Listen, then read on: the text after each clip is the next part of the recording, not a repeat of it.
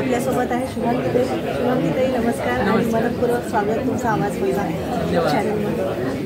घरात गणपतीमध्ये जे तुमची भूमिका आहे त्याविषयी जाणून घ्यायची आहे. काय मी माहेरवाशीण आहे. माझे कोकणातल्या अंगणामध्ये राहतो आणि बाहेर येऊन जाऊन असते. काही कारणामुळे कायमची नाही आहे, पण मी आहेच आहे. मी धाकटी बहीण आहे त्यांची. त्यामुळे गणपतीच्या या दिवसामध्ये तर माझा वावर आवश्यकच आहे. आणि त्याच्यामध्ये काही विलंब नाही त्याबाई खवच खवचवणीच नाही. प्रेमळ आहे, पण एक आपला अधिकार वर्चस्व नाही, पण अधिकार आणि हक्क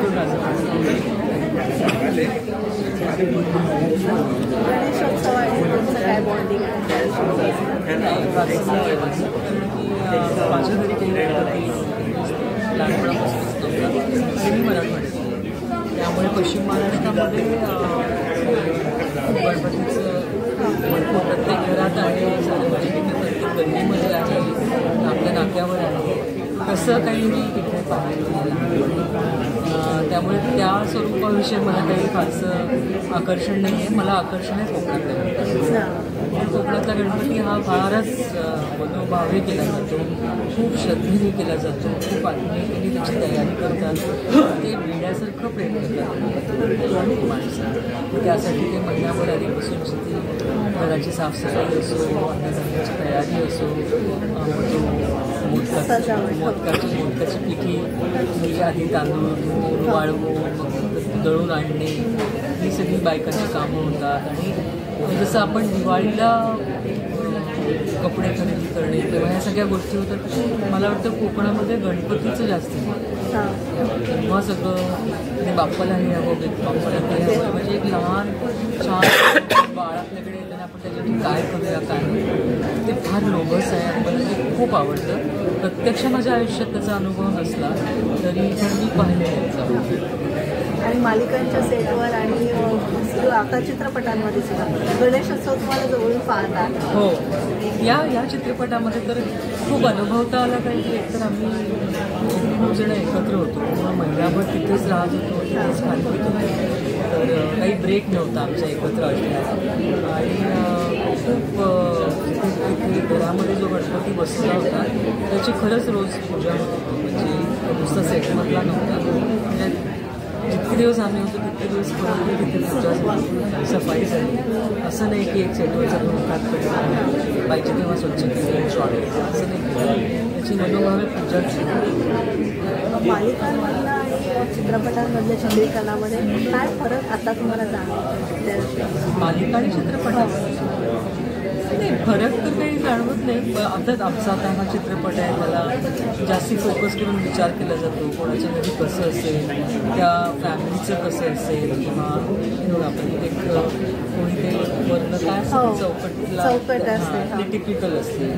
काही जणांकडे नुसतेच खाली फळं ठेवतात, त्या साईडचे माझे हां, ते वेगवेगळं असतं प्रत्येकाचं. तर ते ठीक आहे हां, पण मालिकांमधले गणेशोत्सवाला काही अर्थ असतं. म्हणजे मला स्वतःला ते पटत नाही की कोण असं मध्यभागी गणपती आहे, तुम्हाला मागून शॉट घेता यावे म्हणून असा अधांतरी देव कसा असतो तुमचा.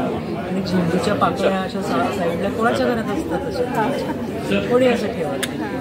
गालीच्यासारखं काहीतरी आणि त्याच्यावर झेंडूच्या पाकळ्या आज तारीख मी पाहिजे कोणाच्याही घरामध्ये कोणाच्या गणपतीसमोर असं डेकोरेशन मी पाहिलं नाही. तर ते काही टिपिकल सेटिंग करताना जेवढं सुरुवात झाली तेव्हा माहिती आहे.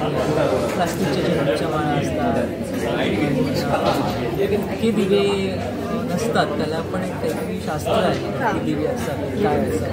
उगाच एक काहीतरी खूप दिवे लावून ठेवले, खूपच त्याला. तर त्यामुळे मालिकेत निरर्थक असतो. माध्यम तुम्ही जास्त कम्फर्टेबल असणार मालिका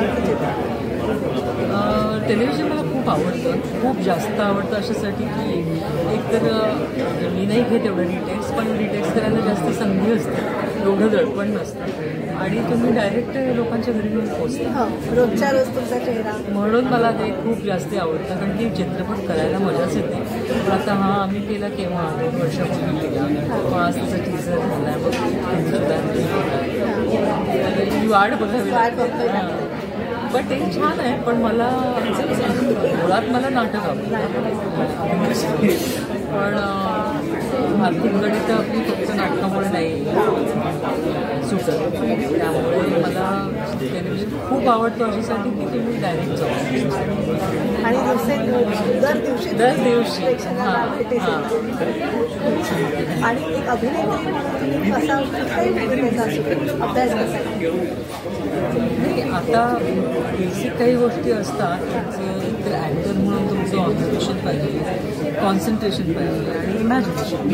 आता मला कोळीची भूमिका करायची असेल तर माझं ऑब्झर्वेशन पाहिजे ना. मधलं जाताना मला आसपास मी जर पाहिलंच नसेल तर मग ते ऑब्झर्वेशन नाही ऑब्झर्वच केलं आणि कॉन्सन्ट्रेट केलं पाहिजे की तुम्हाला ही बाई कशी आहे, काय तिचा मेकअप कपडे सगळं ते कसं आणि भूमिकेचं त्याची भाषा कशी असेल याचा विचार हे काही पॉईंट्स असतात आणि इमॅजिनेशन या 3 गोष्टी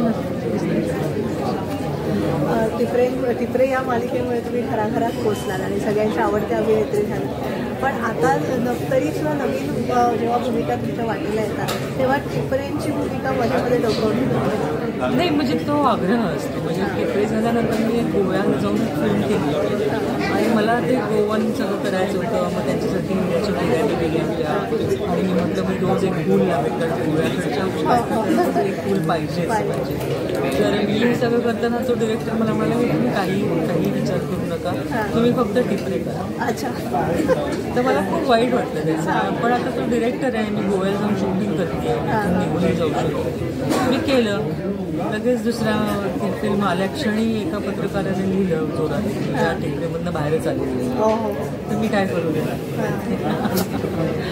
सो डोकावण्याचा प्रश्न नाही, रेफरन्स बदलतो. समजा एकच मध्यमवर्गीय स्त्री असते तरी ती एका लहान मुलाची आई आहे का, मोठ्या मुलाची आई आहे का, ती आजी आहे का, म्हणजे हा पण रेफरन्स तर फरक पडतो. म्हणजे तुम्ही म्हणजे ती मध्यमवर्गीय असेल तर ती भाजीशी वेगळं बोलते ना आणि उच्च मध्यमवर्गीय वेगळं. त्यामुळे मध्यमवर्गीय आणि मध्यमवयीन भूमिका जर आल्या तर थोडं सिमिलॅरिटी येऊ शकते, पण मला नाही वाटत. जाता या प्रेक्षकांना आपण आवाहन करूया. हो. नमस्कार. 26 जुलैला सर्व चित्रपटगृहांमध्ये सर्वांग सुंदर लंबोदर कथा घरत गणपती येते, अवश्य बघा. मोरया.